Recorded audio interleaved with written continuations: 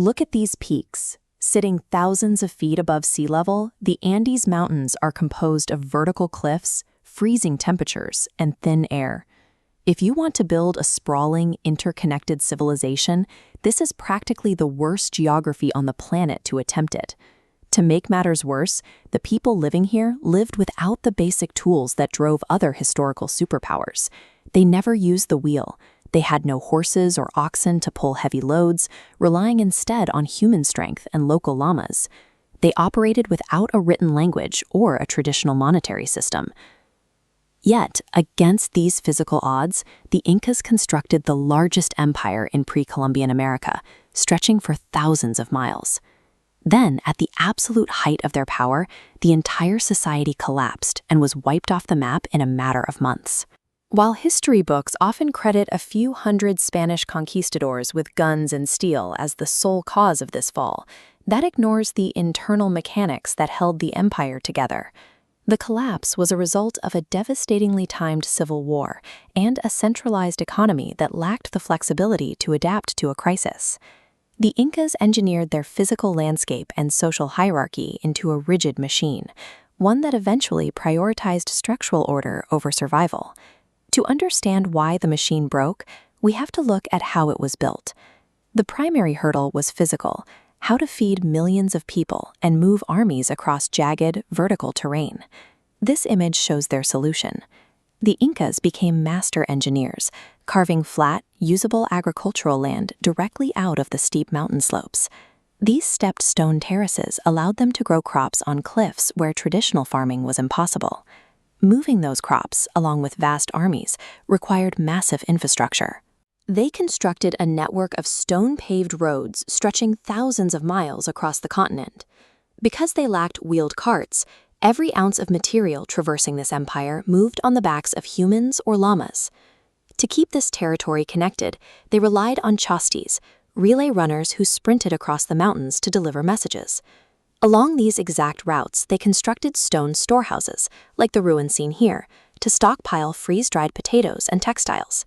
Maintaining thousands of miles of roads and terraces across this terrain required a coordinated human effort on a massive scale.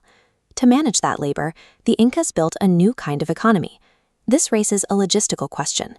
If a society has no money and no merchant class, how does the state pay its citizens to build a continent-spanning highway system?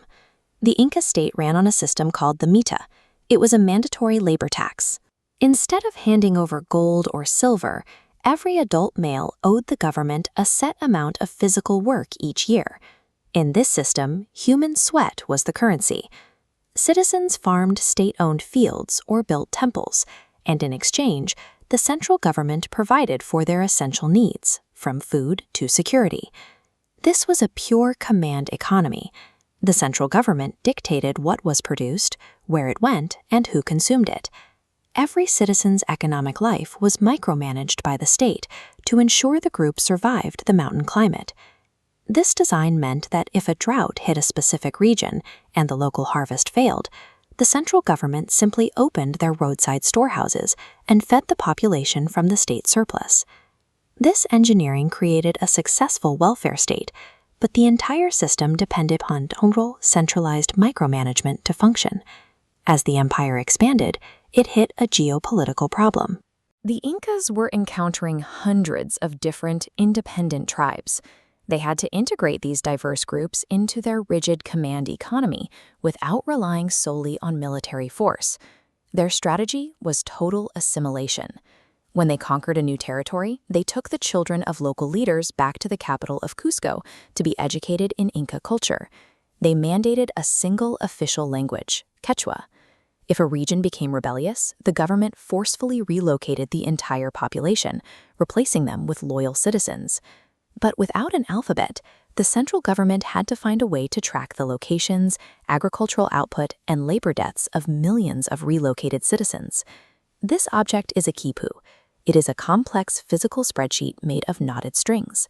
By varying colors, knot types, and positions, Inca bureaucrats recorded census data, labor taxes, and inventory levels, physically carrying these records across mountain roads. By the early 1500s, this engineering had created a perfectly tuned logistical machine, where every directive flowed straight down from one individual at the top, the emperor, a man considered to be a living god.